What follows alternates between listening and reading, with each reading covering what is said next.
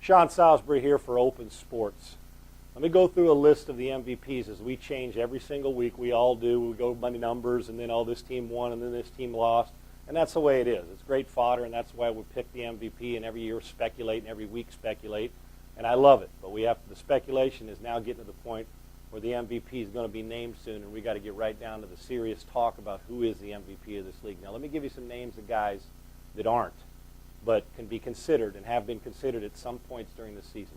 Drew Brees, great numbers, love his competitiveness, but if your team doesn't make the playoffs, you can't be considered as the MVP, period, unless all the other guys that are in contention don't have playoff teams, and it's just one of those years. But now there's too many good candidates. Brees' numbers great, and he's been great to his team, can't be the MVP. Kurt Warner, MVPs do not allow their teams to fall off like the Cardinals have fallen off. It's Kurt Warner as a quarterback, his biggest responsibility. It's a team game. It's not just one guy, but it's his responsibility. 5 weeks ago, he was the MVP. Their team has gone south. It's a 16-game season. Cannot give him the MVP award.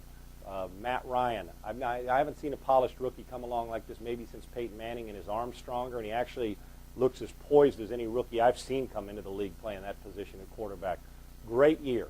But where would he be without Michael Turner, his running back, who has to be considered? And on vice versa, where would Turner's numbers be if he didn't have Matt Ryan at quarterback? We saw this franchise last year. Pathetic. Look what a difference two players on offense make. And where Roddy White's game, who got better last year, but his game is continuing to go through the roof. But can't give it to Turner because there's a couple other running backs that are putting up equal numbers, if not better. Can't give it to Matt Ryan because he shares with his teammate, and there's other quarterbacks that are having better seasons. Matt Ryan will win an MVP in this league at some point. Adrian Peterson, got to quit laying the ball on the ground. But, hey, there's no questioning his value to the Minnesota Vikings. Is there? That team wouldn't even sniff the playoffs if Adrian Peterson. Defensively, they would, but Adrian Peterson makes it go. You've got to consider him, but the Vikings are in a playoff struggle. And if it was that dominant, the Vikings would have run away with a very average division this year. Let's just call it like we see it. But Peterson, I'm not too worried about him putting a couple of those on his mantle either before his career is over. D'Angelo Williams, we got to throw him in. You know, the 20 touchdowns, the way he's running. He's going to, if he has a great game against the Saints, you're looking at 1,500 yards rushing. Been a special year for D'Angelo Williams. You could actually put him ahead of Turner and Adrian Peterson in the MVP race. He's not going to win it either, though. So here's the guys, and DeMarcus Ware, 20 sacks. He may win the defensive MVP, but the Dallas Cowboys have been up and down. And, you know, he's done his part. For guys that you say, hey, man, I'm doing my job, he is a full-grown man that physically takes over games. He will get consideration, but there's another defensive player who's going to get more consideration considering he's on the number one defense in this league. But DeMarcus Ware needs a little bit of love. So here's my 5 guys, starting from number 5. Matt Castle. Yep, takes over for Tom Brady. Everybody has them left for dead. He's put up some unbelievable numbers. He's going to get a huge payday in 2009. And he's going to have the New England Patriots at 11-5 and more than likely not make the playoffs. 11-5 and not make the playoffs. His impact from going and the quantum leap he made from the beginning of the season till now. Matter of fact, I might be putting him a little bit low at number 5. That's how good he's been this year. What an unbelievable turnaround. Just to show you, for a guy who never started in college, hadn't started in the NFL till this year, takes over for Tom Brady, and he's going to get MVP consideration. His confidence has grown. Love the way he's performed. James Harrison, number 4.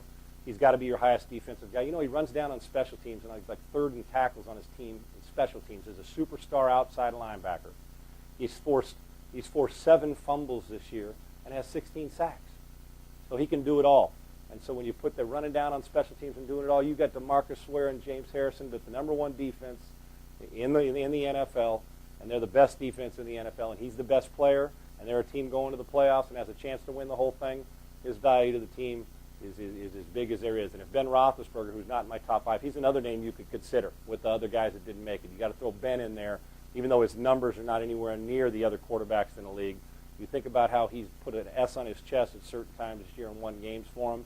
When he's getting knocked around against with an average at best offensive line, got to give Ben Roethlisberger a lot of credit. He deserves to be in that class. You know, like an Eli Manning, who's going to win one, and Eli with the great defense that his team has and with a great running game that he has, he could finish in the top 5 too. Eli's had a great year going to the Pro Bowl, but Eli and Ben both, you know what, there's There's other things to look at and other factors, quarterbacks with bigger numbers. And like I said, we can throw Eli Manning in the top 5 easy. I'm not going to do it, but you can, because I think he can go back-to-back Super Bowl championships. Both Ben and Eli deserve a lot of credit. But James Harrison's been the MVP on that team this year, the way he's played. I got him at 4. At 3, I'm going with Chad Pennington. When you look at what Matt Ryan's done in Atlanta, think about what Chad Pennington. Honestly, I don't think he has as much to work with.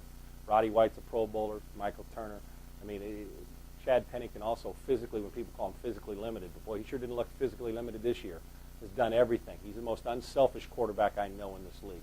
He's never a finger pointer, never an I confess he did it guy, just does his job. This is the best offseason acquisition in the league this year. I mean, Michael Turner, you got to say him too for Atlanta. That's a huge one coming over from San Diego. But considering Pennington losing his job, Jets running him out, the Dolphins, a 1-15 team, and Chad Pennington, if they win against his former team, the Jets, which I believe they're going to do, has him winning the division. Come on now. That is an unbelievable turnaround, and a lot of it has to go right to him because there's not a whole lot of superstars on that football team. Ronnie Brown can be a star, but you find these superstars that you can't find many. And Chad Pennington has been the guy who's no guy's kept his team together more after a 1-15 team, even though he wasn't on it. To have to come in and make that kind of impact your first year, he belongs in that top 3. I believe that. Phillip Rivers, I got at number 2. Phillip Rivers is going to lead the league in touchdown passes. He's got 30. He's got 32 now. Could end up with who knows how many against the Denver Broncos. The numbers have been great, and here's why he's an MVP candidate. He has taken a team where a defense was supposed to be good and has been average and let their team down. He's taken a running game that's been average, that the best all-around football player a lot of people thought in the league, his toe's been hurt. He's been coming out on third down for Darren Sproles. They haven't been able to close out games, but the one guy who's the tough guy on that team and is the no doubt unquestioned leader and has played well and consistent all year long is Phillip Rivers. He's had a great season. Didn't end up in the Pro Bowl, which is a little bit beyond me, but he deserves to be an MVP consideration because their team's going to end up 8-8 and going to the playoffs now. 8-8 in the playoffs and winning, but without Phillip Rivers, no shot on that football team, period. And then finally, it's Peyton Manning. I believe this is Peyton Manning's best year. Not his best numbers, but so what? Best job of leading a team that's been beat up, injured-wise, on both sides of the ball.